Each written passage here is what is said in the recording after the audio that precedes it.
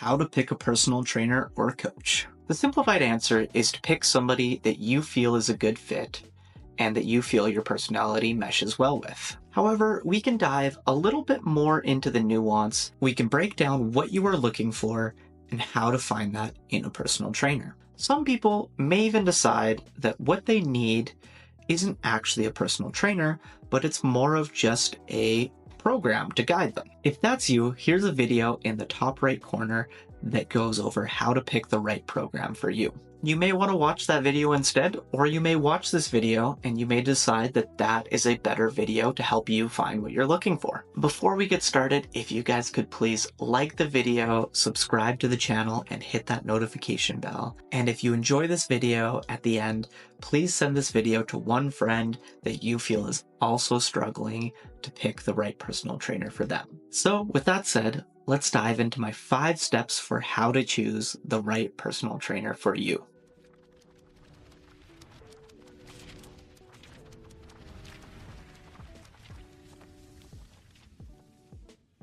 Step 1, break down your goals and decide if you actually require a personal trainer or if you'd be better suited to just have a program. Let me explain. More ambitious goals will likely require more support from a trainer in order to achieve them.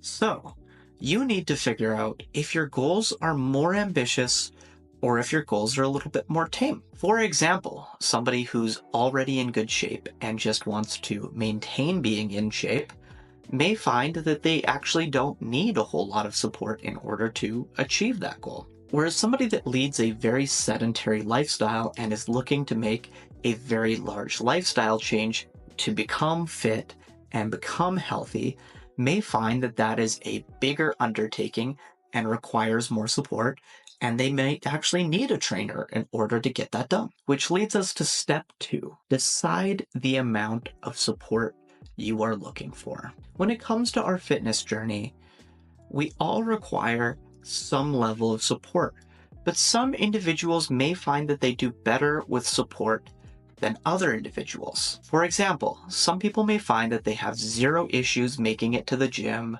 without any accountability at all. They just enjoy going to the gym and it's just like second nature for them. They're able to do it no problem. Whereas other people may find that it's a little more difficult to get to the gym and they are more consistent if they have the support in the form of accountability from a trainer. They have scheduled appointments, they have somebody checking in on them, and they have somebody in their corner making sure that they're doing the habits that they've set out to do in order to achieve their goals. Also, some people may find that if their goals are really ambitious, if they have really big goals, that goal is like a gigantic mountain.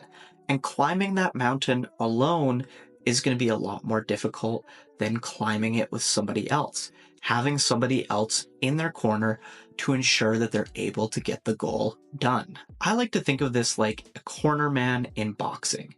You go box around, and if you have a really good round, you go to your corner man and the corner man says, hey, keep up the great work. They help you keep up the energy, and then you go fight the next round. Whereas if you have a bad round, you go back to your cornerman and your cornerman says, hey, okay, we're going to adjust this, and this for the next round. Keep your head up, keep going, keep working hard. A good coach does this for you on your fitness journey. If you have a bad month or a bad session or a bad couple of months, your coach can turn to you and say, hey, we're going to make these adjustments, keep your head up. The progress will come. If you keep working at it, don't give up. Meanwhile, if you have a really good training session, if you have a really good month of training, a really good 3 months of training, then they're going to be like, hey, keep up the great work, keep plugging along, you're doing awesome. But this support of having this person to check in with helps you know that you're on the right track and helps you make adjustments when you're maybe straying a little bit from that track. This is the power of support from a personal trainer. Step 3 is going to be to find somebody that specializes in what you're looking for. In a day and age of social media, most trainers will have a digital resume in the form of either social media accounts or a website. They will use these accounts or this website in order to display their knowledge as well as maybe show some client testimonials to display the skills they have in order to help you achieve the goals that you're looking for. And a lot of trainers, if they don't have this, they'll likely have some type of written testimonials in order to show you.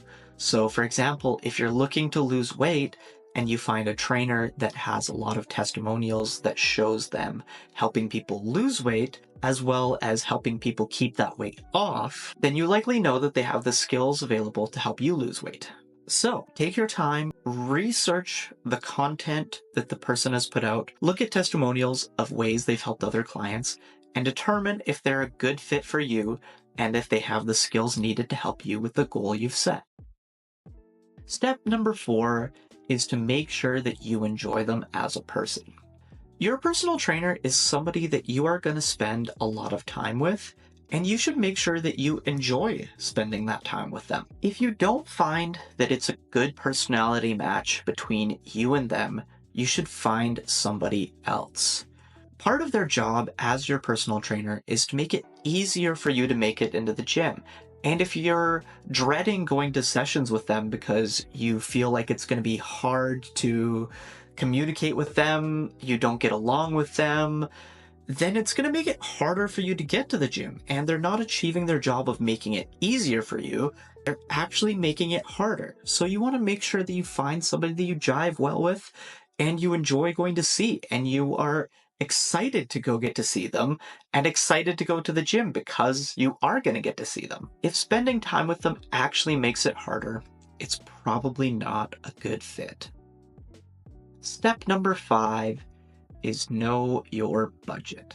Now, in my video that I did covering how to pick a program, I think I put a very heavy emphasis on knowing your budget and knowing what you can afford for a program. I feel slightly different when it comes to knowing your budget and what you can afford for a personal trainer. I think when it comes to digital products and finding a program that fits, there's lots of good free options, and there's just a ton of options out there that you probably have a little more willingness to work in with your budget. However, personal trainers are going to tend to be a little bit more expensive. And I think a lot of times, if you find somebody that's a good fit for you, they're worth their weight in gold. And you should be willing to adjust your budget a little bit to make it fit for whatever price they're charging.